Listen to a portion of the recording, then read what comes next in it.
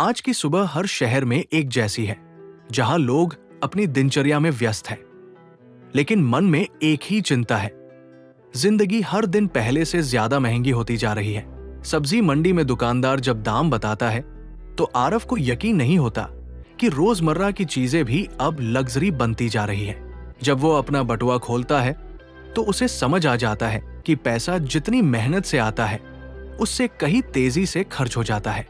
दूध की दुकान पर बढ़े हुए रेट देखकर आरव को एहसास होता है कि जरूरी चीजें भी अब सस्ती नहीं रही।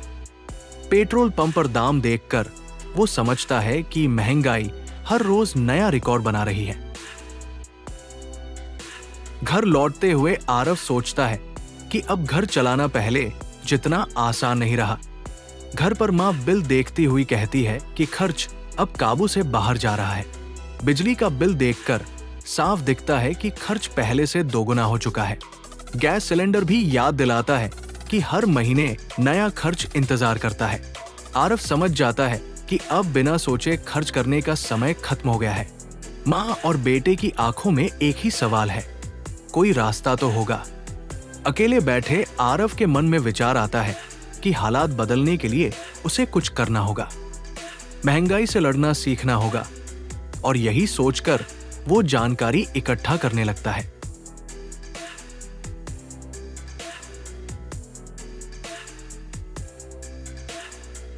उसे समझ आता है कि बजट बनाना पहला कदम है, जहां जरूरतों और चाहतों में फर्क करना होगा।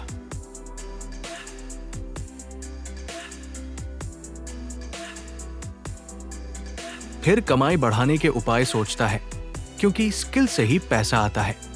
बचत और निवेश को भी वो महत्व देता है, क्योंकि छोटी बचत भी कल बड़ी मदद बन सकती है।